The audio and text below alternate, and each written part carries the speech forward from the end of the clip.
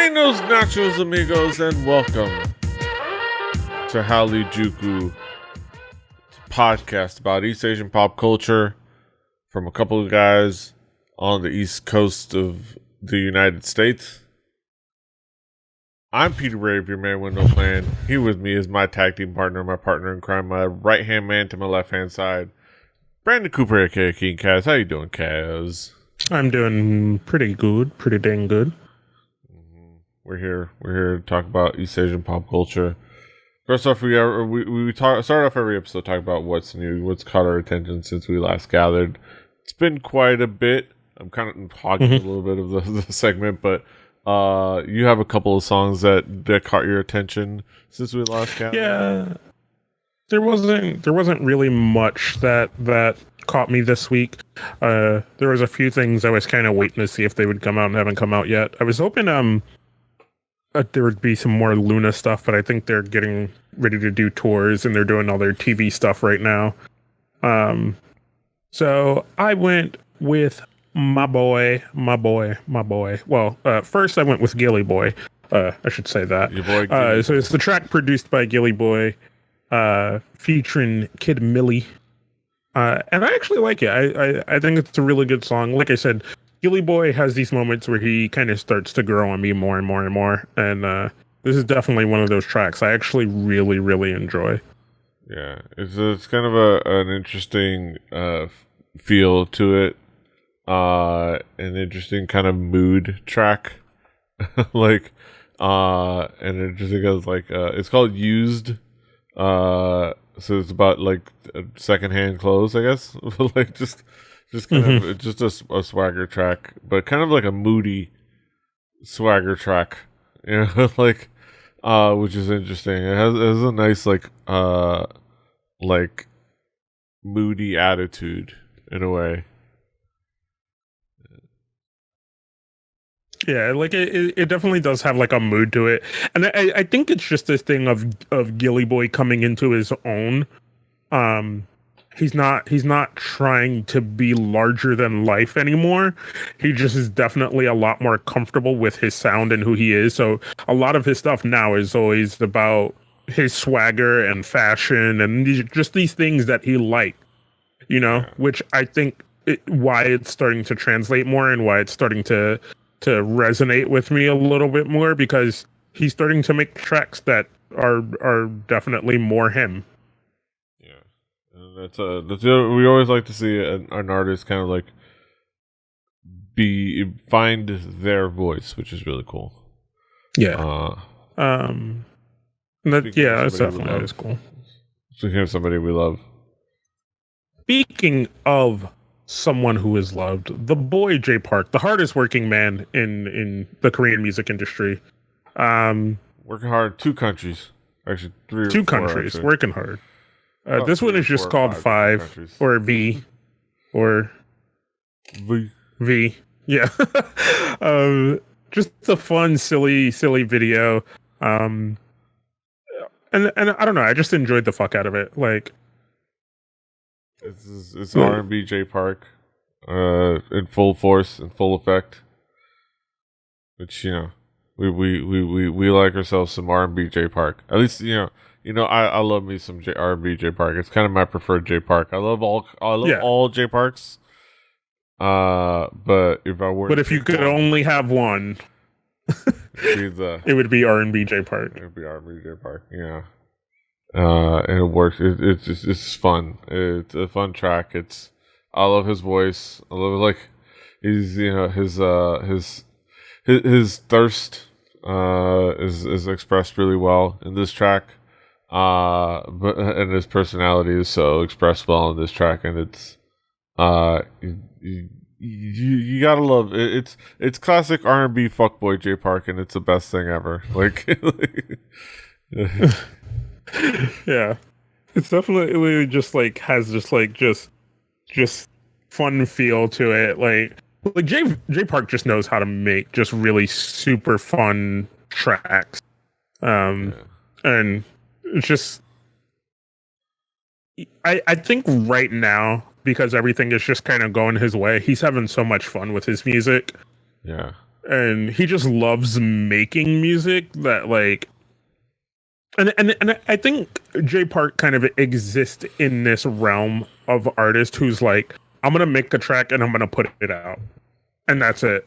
Like, people might think it's good, people might not. Like, I don't think he overthinks his own music. You know, I think he's just having fun and he just kind of lets it exist in the world, and I think that's kind of the best way to be. Yeah, and it works well for him because I think he's got the talent to kind of pull it off. That even in his off tracks, there's something to like about it, and just something really good going on. So yeah, is really fantastic. Like, yeah, I definitely agree with that. I think that's what makes it. Like, I think that's like the best way to put it. Like, the fact that he just puts out so much, there could just start to be tracks you don't like, but you're still like, damn, there's just something there because it's Jay Park. It's just Jay Park, man. It's just Jay Park. It's just Jay Park doing Jay Park things. Yeah, a couple of fantastic tracks. All right, so I've got a few tracks I want to highlight. Let's get it. I'm kind of build up to like I'll build up to the main event. Kind of start doing that as well. A couple of tracks. So you remember 15 and the group that nobody remembers because JYP has put both members of that group into his dungeon and completely forgotten about them. They're back in a way. Let's talk about a couple of tracks. One of them is Becca Dean. She's kind of been not really doing much as a JYP artist, but she has been, and I think I pointed out before the put together this band with members of the band Bye Bye Badman, whose CD I think is right up here somewhere, like right there. Who I saw at South by Southwest and were fantastic. Put together a band called The Volunteers, and they had a couple tracks on their SoundCloud. Now they have a full EP out on their SoundCloud and on their YouTube, and it's a pretty solid. They have a song I'm going to highlight. We'll call a music video for it called "Sad" or SAD. It's a fun like indie rock jam. It has a lot of fun things going on musically. If I were to kind of like nitpick anything, I'm not the biggest fan of the vocal mix. It's a little bit, I guess it's very airy, and it's a little bit weirdly placed in the mix, and there's like an effect to it that I'm not the biggest fan of.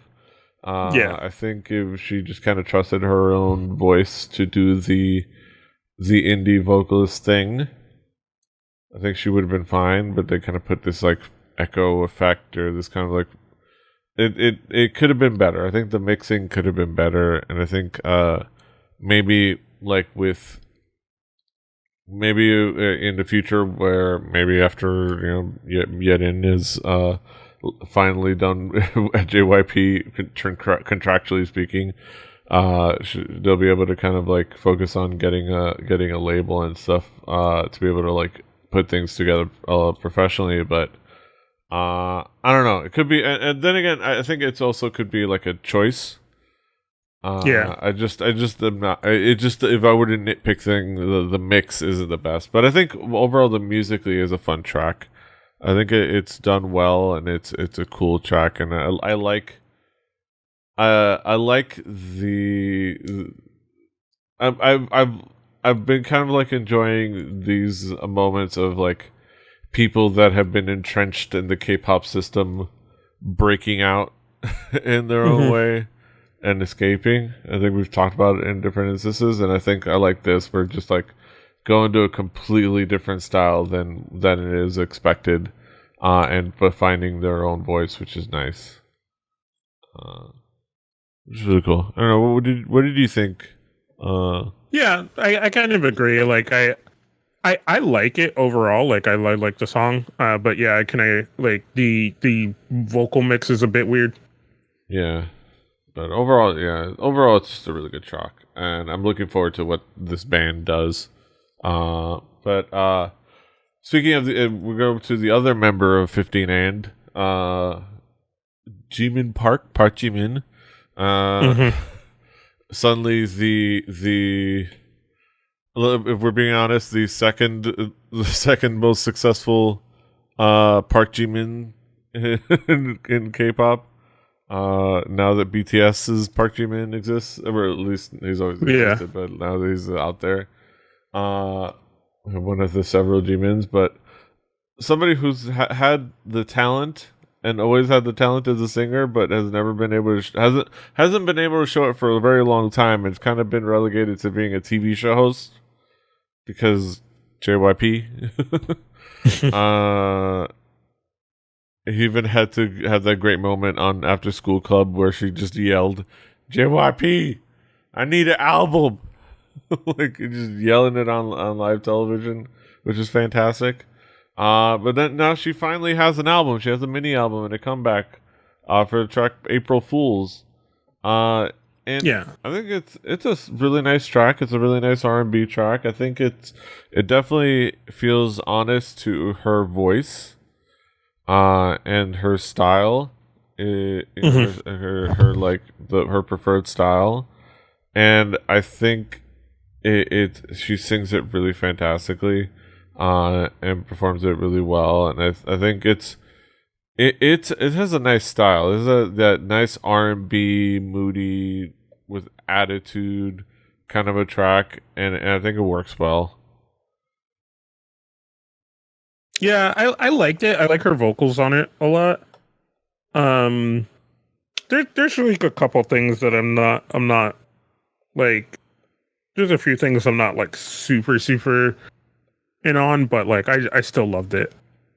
Yeah, like I think like there's like it just I think it's a really solid solid title track, and there's a couple of the songs on the EP which I gotta, or the mini album, which I gotta check out, but I think it's solid. The video's kind of fun. It does include a scene in which she hides I guess we don't presume to either be a body or just a unconscious ex-boyfriend under the bed, and then there's presumably somebody that's at her birthday party banging on the bed so hard they break it. Which I guess, since we don't see anything, but I guess that's enough to make it 19 plus. Yeah, like you just see shaking back. Hey, but assumed killing is still or assumed anything assumed is still assumed. Yes, that's true. But overall, it's just an interesting video. But overall, it's just a cool R&B song, and I definitely think I'm looking forward to Jimin, aka Jaemin, finally getting a chance to kind of like show what she can do, because she is a talented singer, and she has a skill for singing and for performing that I think should be showcased. It's not, I don't care what factors you want to bring up for what you would ever think about holding her back, but you gotta just don't get her in her way. She's got it. Let her do her thing. Speaking of breakout stars just doing their own thing, Sunmi finishing out the trilogy that follows Gashina, the breakout hit, and Chuingo, or Heroine. Now with her kind of like the third track and the kind of the final promotional track, now that the full mini album is out, or full album, I guess. I think it's a mini album. Siren. It is a really good song. It has a really nice like 80s feel to it. Some people have pointed out that it's that it was a song that was left off of that Wonder Girls off of Reboot, the Wonder Girls album, which it makes sense because it has that similar 80s style than that first band album that they put out had. And I like it. I think the sound fits it well. The personality of the video, there's some goofy moments in there with some of the goofy acting with her, like her acting opposite herself, which I don't know. I appreciate it because I think it works well. But I think overall the main thing is that it's just a really fun, solid, catchy track. Has a nice mood to it. What do you think, Kaz? I liked it more or less. Like it's just very like forgettable, but I kind of still liked it in the moment. I didn't like the beat as much. Yeah. But other than that, like I like her vocals, and like when I say I don't like the beat, I just don't think it was like. I don't think it was exciting enough. Like I think it was just a very tame beat that anybody could have done anything on, which is part of what makes it forgettable. Like I think her vocals were fine, but I think if you had a better producer and a better beat, it probably would have been like just more fun, and it would have been better, and it would have been something you'd think about maybe throughout the rest of the year. But it definitely just is like it's a track of the week kind of thing. You know what I mean? Like you're gonna listen to it this week, and you'll forget about it when something else comes out next week that's more memorable. Yeah, I think of the trilogy, it's definitely the weakest one of the three. I think Heroine and Gashina are definitely more memorable and more unique. I think it's a solid track, but yeah, of the three, it is kind of the quote unquote low point, but of course it's because following two fantastic other tracks, so it's hard to beat those. But it could it could be there could be improvements made, but overall, just good track. Sunmi is fantastic, and again, finding somebody who has really crafted their own voice, which is really great. But moving forward, now we go to another kind of the big anticipated tracks. We have Girls' Generation OGG, 소녀시대-Oh Gigi, or Gigi. It's ostensibly it's a subunit of the 5 members from Girls' Generation. Their unifying factor for why they're in a subunit together. they're all the ones that are left behind at SM. Yeah. So like it very much is GG, as in like that's still a thing. Okay. Oh, there are people who didn't leave. These guys, which could leave you to say that like it could be lacking, but honestly, it's not. Like for as like this subunit, and this song, it's actually really good. It's really fun. It's really catchy. There's a lot to like about this. The key thing is that it's easy for a lot of people to forget is that they think, they lost almost all of their vocalists that have all left because they don't have Seohyun and they don't have Tiffany, but they still have Taeyeon and they still have Sunny. Sunny is one of the main vocalists and does a fantastic job on here as well, reminding you that she's one of the main vocalists for all the other things that she was in charge of, like variety and whatnot. I'm also gonna throw out a yellow card because you are a Girls' Generation stan. So yeah, to be fair, I do have the poster right over there. Yeah. So I mean, fair enough. I mean, this is not an unbiased opinion, but I still think it's a fun track. It's a fantastically performed track, and I think. This grouping wasn't a designed grouping. It's but then again, it's no more designed than the Girls' Generation as a whole. So these people were still good enough to be in Girls' Generation. So hey, But I think it's a solid track. I don't know. Well, what did you think, Kaz? You being no, I didn't. I say that just because like I do try to keep that in mind when now talking to K-pop fans, because you can sometimes talk to people and be like, man, that track was just bad, and they're like, nope, gotta defend it with my life. But no, I didn't think it was terrible. I don't think it seemed like anything was lacking. I will say the loss of the other two is maybe a little bit of a loss personality wise, because those two kind of stand out in certain aspects. Like but dynamics wise, like vocal, because like Sunny is she's a standout vocalist, but she occupies that same tonal color that Taeyeon does, which is why she was like she was a standout vocalist, but she was also like she had the same position, like she was the backup shooting guard, like there was already she's a fantastic shooting guard, but she's a fantastic basketball player, but she was the second best shooting guard on the team, so she was on the bench. Like you're still gonna go get other talent. You're not just gonna build your whole team around her, but like I feel like. I feel like it still works. I feel like I don't feel like they did the best with what they had left. I feel like they utilized them as best they could.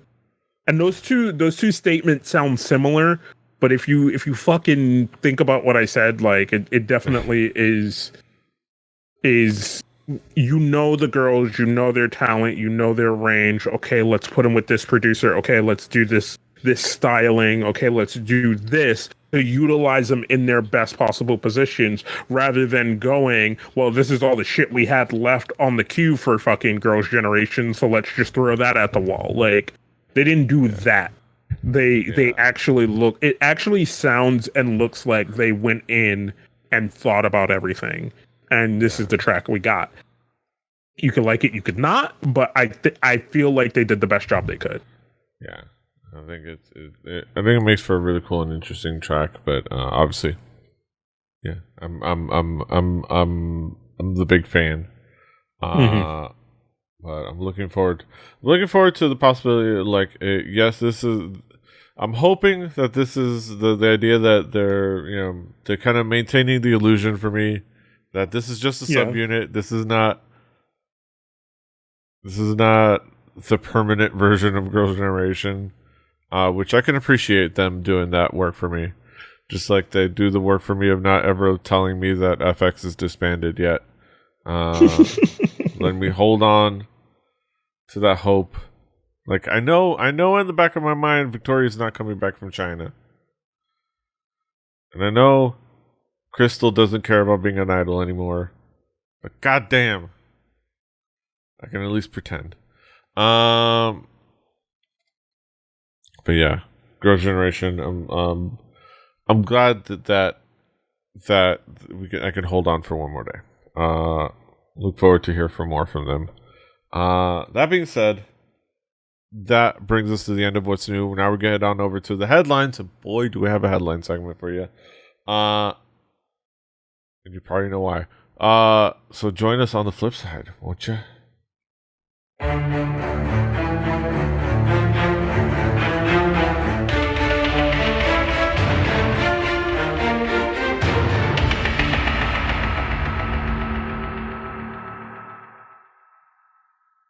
Welcome, ladies and gentlemen, to the headline segment here on Hallyujuku, where we talk about topical topics in the world of East Asian pop culture.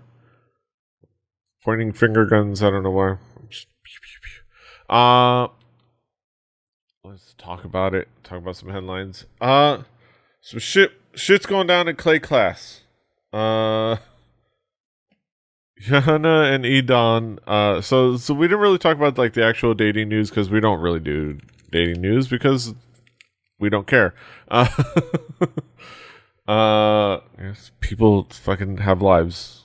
The fuck. The only reason I even was thinking about bringing it up when it happened was because it was just like, the explosion of like suddenly everybody's fucking in a cube or something, but and literally just the why y'all fucking in the middle of the hallway meme. Literally why I was considering talking about it when it happened, but for a simple meme. But yeah, it's not that interesting. But the craziness that happened recently was that suddenly, out of the blue, so HyunA and E'Dawn announced that they were dating after Cube initially denied it, which caused like a little bit of fracas and a little bit of like some accusations being thrown at HyunA's way because of like how close they acted. So the two kind of announced they've been dating for a couple years, kind of going around Cube's wishes. And the big news that happened a couple of days ago, as of this recording, we're still ongoing because there's a lot of backtracking, is that Cube Entertainment decided to cut them from the team. You give him the old Vince McMahon, you're fired. A lot of backlash, a lot of like from fans and from shareholders, making them kind of like double back and triple back and kind of do 380, 360, 900-degree turns on their decisions. And now it's going to be resolved next week. At this point, we don't know what the fuck. Like at this point, the bridge is probably burned. I don't know how you're going to repair that. But so this is. There's a small elephant in the room I want to tackle before we tackle the bears that are in the room. And it's the fact that I don't think a lot of American fans of K-pop know the bylines of idol contracts, because maybe some of them were never fans of Japanese idol stuff. Yeah. So for those of you out there, because there were other people that I saw talking about this on like Twitter and other things when you told me about it, and people were like, why is that a problem? You know what I mean? Like they didn't understand why it was a problem. So I feel like Hallyujuku PSA so that we can get the rants out of the way. Very much in the Japanese idol culture, way more strong than in the Korean idol culture. It's definitely in the Korean idol culture as is here. Is sometimes you're not sometimes written in Korean. In Korea, sometimes it's written, sometimes it's unwritten. Sometimes it's like more like you should probably focus on your work from your mannerism. But very specifically in Japanese idol contracts, it's written that you're not to date anyone while under contract, or it is a breach of contract. And like PD said, sometimes it's for the Korean contracts, it's written, kind of not written. And we talked about this a very, very long time ago when I think I was coming off of being an AKB48 fan of the over idolization of an idol through culture. So this is one of those things that we talked about a long time ago of the over idolization of an idol through culture, right? Like I like idols as singers, dancers, entertainers, actors, right? There's like this trifecta in one package of this thing that they do. And that's how I hold my standard for idols, as somebody who kind of does all these things. Or idolization as a stepping stone. I like it's music. It's the music that I listen to. Yeah. Or some for some people within that career, I always view it as the stepping stone, right? Like first you do the idol thing, then you do the thing you want to do. Or the backup plan for some people. Yeah. So we come to this kind of situation where it's very frowned upon for two idols to date, right? It's not the same way it would be viewed in American culture, where that would be cool and that would be marketable, right? Because Yeah. Because two famous people dating in that kind of culture isn't marketable, right?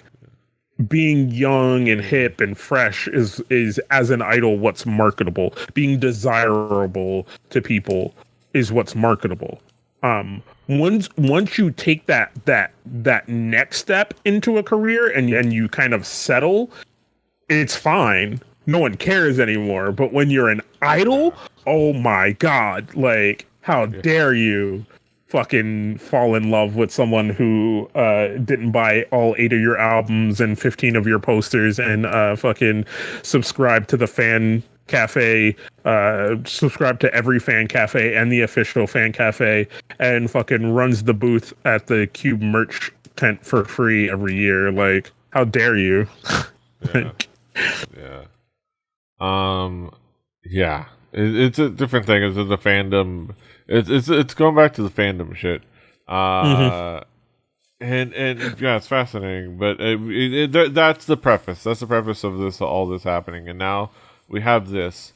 And I will say, just to be accurate, I think the biggest thing that Cube is citing as the reason that they initially decided to make this boneheaded move is more them going around Cube's official denial and kind of like stepping on what the official PR plan was and doing things on their own. So it's more like an insubordination thing. It's still bullshit. It's like you kind of, you can say that, but at the same time you forget that a big reason why they kind of had to be honest with they kind of confessed or whatever, came clean, was because HyunA was kind of getting accused of basically being the sexual predator, like because she was like overly, quote unquote, overly friendly with E'Dawn, which even like back when that was happening, I saw that as like even if they're not dating, they're friends. Like, hey, ain't y'all ever have friends? Like, y'all ain't never. Y'all like then I realized who we're talking about that got mad, and they realized, oh yeah, no, they don't. They're teenagers. I realized, okay, these teenagers, they don't know what it's like to be 20-something men and women with friends of various genders. That sometimes there's friendliness, and sometimes there's flirtiness, and sometimes there's like the kind of like the fun and joking, because you're adults. Like, but then beyond that they got the kinds of accusations, but they wanted to clear that up. So that's the big reason. Like, you kind of leave your artists out to dry to kind of be confronted with all these crazy accusations. They just had to like say, hey, just to be honest, just to be straightforward with y'all, because this is what's going on, and that's what's going on. That's why they claim that they were gonna let them go. There's so many things that is incredibly dumb about this idea and this move. HyunA, along with the former members of Beast, now Highlight. Speaking of this company being petty and dumb, they're the reason why you exist. Like, without HyunA, there's no Cube. Like, without HyunA and Beast, there's no Cube Entertainment. Who gives a shit about Cube Entertainment? Like this is your LeBron James. This is your Mike Trout. Like, this is your artist. So to like leave them out, like, you can be mad, but at the same time, but even in your sports comparisons, and I can't think of one quickly off the top of my head. We've seen situations where highly prospected talent has either gotten traded or released from a team for the dumbest number of reasons. You know what I mean? Yeah. Like it all depends on people's mindsets, and unfortunately, there still exists this mindset in Korea that if you are an idol, right? Just that label alone, and in Asian entertainment, or well, between Korea and Japan, I don't know how idols are treated in China or things like that, because I don't pay that much attention. And if you do know, let me know. Let us know. Give us some insight, because we would love to know a little bit more about the C entertainment scene. Yeah. So, but in those two things, when you have that label marker, like when you're that red shirt freshman, so to speak, like you have so many more restrictions on you that are just so unreasonable. Whereas any other star, like we've had stories of actresses and Korean actresses and other Asian actresses, even American actresses who are in their late 20s or early 30s, and people are like, oh, who are you dating? Who are you not dating? Like, are you getting married? You know what I mean? Like that's a byline of questions for a movie star in Korea sometimes. It's like, are you dating someone? Are you getting married? When you're having some kids, like, you know, and then they're like, I'm here to talk about my movie. That's why I'm here. Like, goddamn movie. You know, but could you not? Yeah. Yeah. But if it's an idol, the byline of question, that same byline of questioning happens, but it happens in an accusatory, like interrogating type of way. Like, do you like someone? Are you dating someone? Are you gonna give us this headline that we can sell millions of copies upon? And that poor girl or boy just has to sit there and be like, I don't know. People have sexual parts. Watch my new video where I gyrate my hips. Like, what's a penis? Like, yeah. Yeah, I don't know. And a lot of this is crazy, because it's like, so you have your biggest star, I mean, your biggest moneymaker, at least currently on file, and then you have one of your blue chip artists who is also a big part of the producing creative part of that group, because he's a writer. He writes something for the group. He writes songs and produces and composes songs for the group. And you're just gonna like cut them loose over all this instead of like, say, I don't know, wait a couple weeks, like, because literally all this, this is crazy, but like you could have just waited like a month or two. People would have kind of just forgotten, kind of, maybe except for like, or fuck that, like okay, even in that, and this is the thing that, like, the only reason I even wanted to care to talk about this, right, is even in that, right, fucking pull a Nike, dog.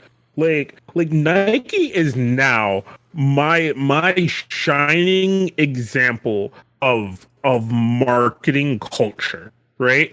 Like, I've always agreed with people who say you market culture, right? But it's always hard to pinpoint when people actually market culture. Nike just marketed culture by doing this whole thing for their 20th anniversary of an advertising campaign for Just Do It, right? Like, they could have done it a million ways. But what did they do? They designed this whole thing, and then they added culture to it by having Colin Kaepernick be the shining star of that cultural marketing, right? Yeah. So, one, it shows that they as a company stand with whatever it is that he cares about, right? Like, that thing. They now are putting money behind it. And for those who are like, oh, well, they're just fucking reaping the rewards of marketing culture, and marketing culture is bad. No. You know why marketing culture is good? Because it at the end of the day can a lot of times put you on the right side of history and make you look really good, right?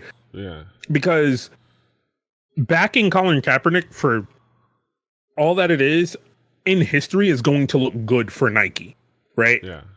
And it's going to make them a bunch of money in the process. If Cube took this as that chance to finally be like, hey, you know what? Telling idols that they can't date is kind of dumb. And we have two idols who are within our own company who are dating, let's market that. Let's use it to our advantage. Let's be like, yo, this is fucking amazing. You know what I mean? Like, fucking force their hand even more. Be like, we're gonna fucking make a reality show about you two and fucking follow you around on your first date and fucking buy a house for you guys to live in together. Fucking like, you could have, there could have been so much shit you could have done that could have earned you money from this. Yeah. For the first person who decides, I think I might market this. I think I might earn money off of this situation. Like, you're losing out by holding on to a old cultural thing that just doesn't need to exist anymore. Like, and you're feeding into the stereotypes, and you're feeding into the stereotypes people are gladly kind of like latching onto, because like this is getting picked up a bunch of different places. It's getting picked up on the New York Times, on comicbook.com, on Rolling Stone, on Cosmopolitan. Because Jezebel. All those people right now, because of the traction of this, are marketing culture. They're just like, oh shit, there's this thing going on, and half those articles have no fucking idea what they're writing about, but they're writing about it because it's marketing to a cultural thing. Korean entertainment is growing so fast outside of Korea, like way faster than J-pop tried to. Like, especially here in America. So the marketing of that culture is going to go to the people who do it correctly. Right now, BTS is definitely one of those people who are marketing their culture correctly, because they are just constantly earning in any place that they step foot. Like, because they're marketing themselves correctly. So like, you're only going to be on the wrong side of history at the end. Yeah, and I think like, and the other thing of like people are eagerly covering this is because, oh look, K-pop doing the K-pop thing. Let's talk about, hey K-pop, am I right? Like that's what these articles are. No, that's the marketing culture thing, right? Like I could tell you half those people who wrote those articles, especially probably the New York Times and Rolling Stone. Maybe not the Rolling Stone. Actually, reading that headline, I'm adding the Rolling Stones back in there. They don't know shit about K-pop. You know what I mean? Like. There's that one kid that works in the office, and they were like, hey, this thing is on Twitter. That's K-pop, right? Cool. All right. Get John to write an article about it. Like, they got I'm pretty sure it's like on the New York Times, they just got the Asian person that's on staff. Well, no, actually, no, there's somebody else that was like, that one was actually two Korean people, but I think it was one of the other ones. It might have been. Whereas just I saw the name. The Rolling Stone. It's they just got the Asian person to talk about it, like Amy Wang. Like they just she was probably writing fucking Southern California lifestyle articles before that. Like, I actually don't know shit about you, Amy, and I apologize to diminish what work you were probably doing. You doing your thing. You're out there, female writer, great stuff. Keep doing your thing. I will say, I want to shout out to Jezebel, because they eagerly wrote about this, but they did include at the end of their article, they did take the time to say, hey, it's easy to talk about this as like a seemingly a unique K-pop thing, but hey, like this shit similar to this or in a same vein happens in the West too. Like, people are stuck in contracts, and people are like put into like real relationships. My face hurts right now. I didn't even scroll that far. I didn't read. Okay, clean slate. I didn't read a fucking one of these articles because I figured they were all stupid, right? And I'm glad I didn't, because I didn't scroll that far. And this is a paragraph in the New York Times article. Yes. Who rose to global fame after she appeared doing the horse dance in Psy's running hit Gangnam Style in 2012.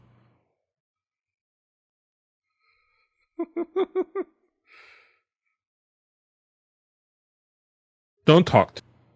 ever again. Whoever, if I know you and you work at the New York Times, if you walk past the New York Times building, I'm going to New York in a couple weeks, and if I walk past the New York Times building, I'm not going to talk to myself ever again, because fuck that, fuck whoever that person literally Googled HyunA and was like, oh, she was in the Gangnam Style video. Okay, that's cool. I can write that in my article. Fuck you. All right, moving on. But I'm mad now. I'm mad. I want to talk about the Jezebel article that points out it's worth noting that while the American press often likes to gape at K-pop's strictness, aspiring K-pop performers go to rigorous training schools and the industry has government funding. It isn't far off from what American pop stars go through. Questionable real relationships, which they'll point out things like Lil Xan's Lil Xan's relationship. I don't know who the fuck Lil Xan is, but apparently like he had a fake relationship. And then about publicists talk about Taylor Swift and Tom Hiddleston, and people being pop stars are frequently trapped in contracts. Talk about some of the different things like that.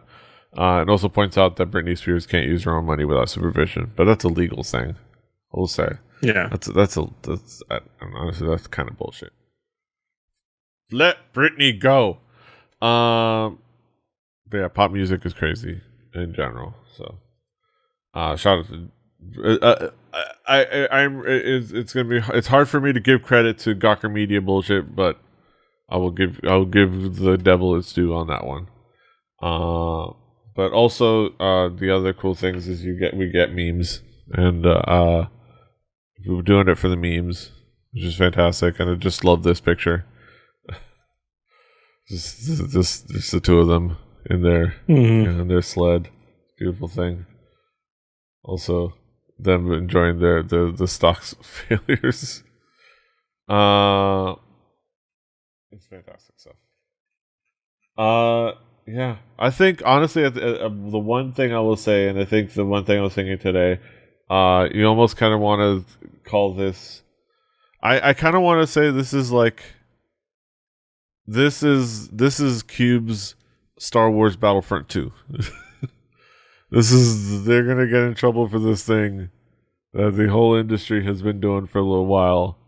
So now, but they kind of took it that next step, and maybe this is gonna cause an excess amount of attention. Somebody's gonna, come in and be the hero. Maybe, I don't know. But I kind of this is their tipping point. This is them possibly fucking it up for the rest of them, which is good. Who knows? But speaking of companies doing some legal dumb shit, TS Entertainment and Jun Hyosung failed to reach compromise in legal dispute. Just to kind of sum it all up, Jun Hyosung has been, she formerly of Secret, has been trying to get out of her contract, and we've talked about how she didn't even want money; she just wants to be out of there. But now we're finding out that TS Entertainment's lawyer stated, "We have no plans on negotiating with Jun Hyosung, although we hope to conclude the case smoothly. Concluding the case is the plaintiff pleases is the same as us not being able to operate as an entertainment company anymore." They continued, "We will not terminate the plaintiff's contract. We can begin discussions for negotiations after the plaintiff repays the deposit. It is unclear from our point of view that the plaintiff wishes to terminate the contract due to personal differences." She previously signed a lawsuit. They're just kind of like, just let her go. Like, y'all haven't been paying her. She doesn't need to pay you. like she's not even asking for money. Like, she just wants to be able to just be free. Like, yeah, I think it's just, I think so many of these companies, I don't know what it is. I feel like they they feel in some way that if they show a sign of weakness, then everybody is gonna fucking jump on the bandwagon, and maybe everybody fucking will, which is then a lesson for you, right? Like maybe you shouldn't be doing the shit you're doing in the style that you're doing it at that point. But yeah, I don't know. This like the hard part for me is I need at some point for people to start looking at these things in a collective and not individually. And people with more power than us, or more power than Soompi, or more power than Asian Junkie, like, or maybe us as a collective, all the YouTubers, all the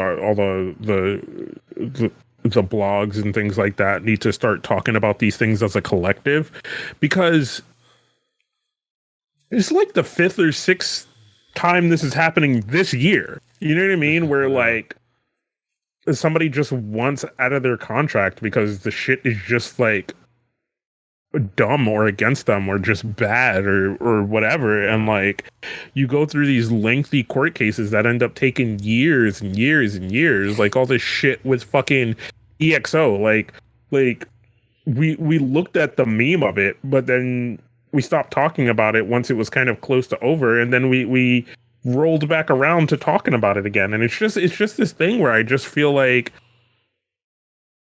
we got to start talking about these things as a collective, because this shit is just gonna keep happening. And then I feel like we demonize the companies on one front, and then we fucking praise them again when it rolls back around and they release an artist that we like and shit like that. And it's just, I know it's hard. It's really, really, really, really, really fucking hard. And there's probably not a lot of ways around it, but like, I just need something. You know what I mean? Like, yeah. Cause this just bringing me fucking down, man. Yeah. It's like, it's stubborn old men. Like, kind of don't want to be proven wrong. Don't want to lose. Like no joke, dude. Like it's taking the joy of K-pop out of me. Like straight fucking up. It has been taking the joy of K-pop out. Like constantly seeing all these lawsuits and all this like shit of just people just wanting to either go to a different label because they'll be happier there. You know what I mean? And I think it's also part because like just in these latter years of getting older, I think more about mental health, and like it just makes me start to like it makes me sad, because then I think about like these people who give me joy and entertainment and how sad they probably are having to do that. You know what I mean? Like this thing that gives me so much joy, this thing that is created and I love and I get so much joy and fun out of, the person who's giving that to me, in my eyes, you know what I mean? Like yeah, a lot of it is the company, but like the person who's performing that thing and I love the entertainment I'm getting out of it is probably sad as fuck. Like it's rough. Like, and you look at the powers. A lot of it is also like the power dynamics and the power structures of like these companies and things like that, and like they kind of like, especially even and moving into the other article, even like bigger companies over smaller companies, like the fact that YG is hiring the top Korean law firm in this lawsuit that Happy Face Entertainment is levying against them, which, as we talked about, is only for is just for $9,000, and literally is only because it's a symbolic number to just like prove that you can't bully small companies. So YG's answer to that is to prove that you is to try their best to prove no, but yes, we can bully you. If you just keep it in dollars, right? If you just keep it in dollars and cents, right? Because like you said, they're hiring the best law firm that there is. And we've seen companies here do that, right? where like somebody literally just wants the value paid, value earned money back, right? Which is what Happy Face wants, right? Like they're not trying to gouge you. They just literally want value paid, value earned back. And you're like, no. So you're gonna go pay someone else probably millions of dollars because they're gonna fucking gouge you, just so you don't have to pay somebody thousands of dollars. And it's to prove a point. It's literally Right. not about the money on either side. It's to prove a point. Like Happy Face is saying, hey, is basically to prove the point. Like you can't, as a big company, bully these smaller companies just because of your size. And YG has taken their stance and decided to prove the point that no, in fact, we can in fact bully you because of our size, and we're gonna prove it. Like this is proving that our power and our size means we can do whatever we want, and we're gonna try to win this. So this is heartening to see. And a lot of that, and a lot of the power dynamics is ridiculous. Like, and I've been talking about with other people, like we talked about it on Record Breakers recordings on pre-show the show. We talked about how it even comes down to things like the fact that, hey, isn't it weird that in K-pop and in J-pop, the label and the artist management is the same company? One of those two is supposed to be on this opposite side of the table with the artist, and it is that way with so many other places. But in there, it's the same person. So the person that's supposed to be going to negotiate on your behalf, and one of the entities you would negotiate with, is the same company, and they hold the key to your path in your career. I mean, it's like this is gonna be so left field. This is gonna be super fucking left field. But it's like in sports, especially soccer has it more than most other things at this point now, where your team will help you find management. So you end up in this situation where like your manager is somebody favorable to the team, not necessarily someone favorable to you. You know what I mean? Like, there's a conflict of interest. Yeah, it happens in other places, but it's the standard. But see, I think it's always these situations which now once again makes me fucking sad. Where these situations where the people or persons are hired when they're children. You know what I mean? So then they grow up in this system, and because their parents or their management at first, when they get older, they're like, oh, hey, we'll get you a proper manager, somebody who knows the industry, and then you just end up in these weird situations, man. And I don't know. No, I'm just sad. Sad. I don't know, like, and then you end up just wanting to like just not even like so for example, Somi apparently is just not gonna, well, at least she has not planned to sign with a new label. Now we talked about how she's gonna leave, and she hasn't decided that she's gonna sign with any particular label, and at this point her dad's gonna manage her career and her schedule and promotions and whatnot. There's a lot of back and forth that a lot of fans are like looking at him as kind of a stage dad in some ways, and worried about if this path is the right path as far as like if she's gonna get proper management. But so it's like where I mean, at least that he has your back, like kind of more than some other people. He may have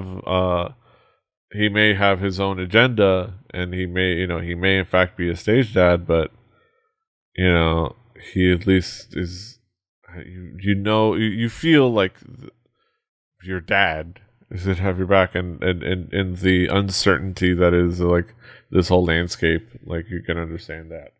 Also, I do enjoy the meme of the big baller brand jokes. Yeah, kind of like painting him as the God, what's his name? What's the ball kid's dad? LeVar Ball. You had it. LeVar. You had it. Okay. You were on point. LeVar Ball as the LeVar Ball of K-pop, which is hilarious as a meme in and of itself. Which I think is a good way to end, which is the silly meme. That being said, that brings us to the end of another fantastic episode of Hallyujuku. Cass, what's going on? What are some of the cool things going on? What are some of the happy things going on in your world? You can come check out Sports Odds and Ends, the show for the fly-by-night sports fan, hosted by myself and my good friend and co-host JVZ, the man, the myth, the legend. We have been ramping up for the football season. Talked a bunch about our fantasy football stuff. Prepping up for that. We're probably going to talk a little bit about soccer because we sat and watched a bunch of soccer today. And then there will be a bunch of soccer going on in our next episode. I mean, football and soccer going on in the next episode. So if you are interested in those, we'll definitely talk about those. We also talk about a lot about I can't say words. We also talk a lot about esports as well. So if you care about any of that, any kind of competitive sport in the world, it'll probably come up at some point on Sports Odds and Ends. Other than that, check out DKG Welp, the Drink Kids Gaming podcast, hosted once again by myself and another good friend, Curly. You can check that out on iTunes, Google Play, anywhere that you can get podcasts. Good, fun time, and we don't know states. And if you want to know more about that, you got to go check out the episode. Yeah. So look forward to that aggravation. This was a fantastic episode. Yeah, you can find him at King Kaz. You can find me at PD Rave. You can find the show at Hallyujuku, Hallyujuku.com or kpoppodcast.com. Rebelli.net for listening to the shows. Rebelli TV on YouTube. Yeah. Well, didn't I tell you? Don't you know? We're on iTunes. We're on Stitcher. You can find us everywhere you find podcasts. All the things, like, share, subscribe, give us feedback, give us reviews, let us know what you think of what we've discussed. We'd love to see kind of have a back and forth conversation. Give it to me straight, Doctor. Kind of a little bit back and forth discussion between us.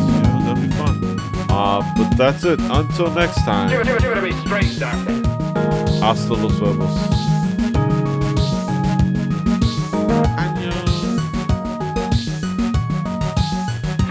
You're crazy. Fighting.